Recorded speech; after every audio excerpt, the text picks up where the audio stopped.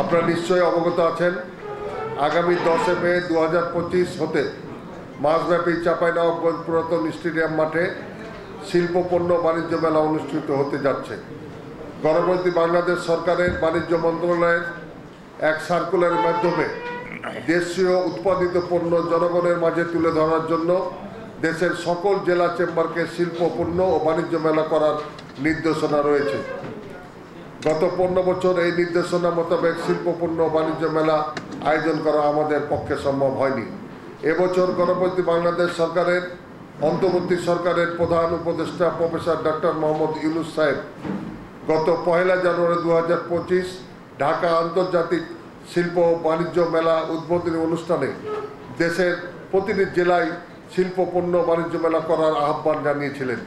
আমরা তার আহ্বানে সাড়া দিয়ে আগামী 10 মে 2025 হতে মাসব্যাপী চাঁপাইনবাবগঞ্জ পুরাতন স্টেডিয়াম মাঠে শিল্প পণ্য ও বাণিজ্য মেলার উদ্বোধন করতে যাচ্ছি।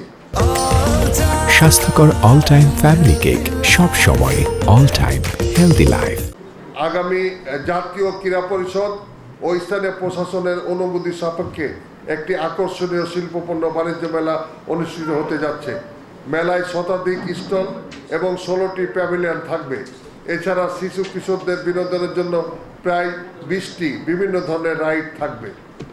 আমরা সকলে জানি, চাঁপাইনবাবগঞ্জ জেলা শহরে সুন্দর ও রুচিসম্মত বিনোদন ও সময় কাটানোর সেই ধরনের কোনো জায়গা নাই বললেই চলে।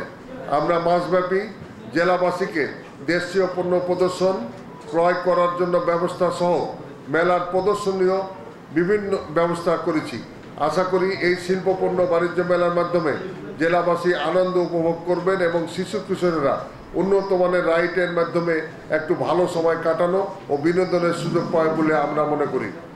আমার প্রিয় সাংবাদিকবৃন্দের নিকট আহ্বান, আগামী 10 মে 2025 হতে মাসব্যাপী এই শিল্পপণ্য বাণিজ্য মেলায় আপনাদের সার্বিক সহযোগিতা ও পূর্ণ সমর্থন পাবো বলে আশা করছি।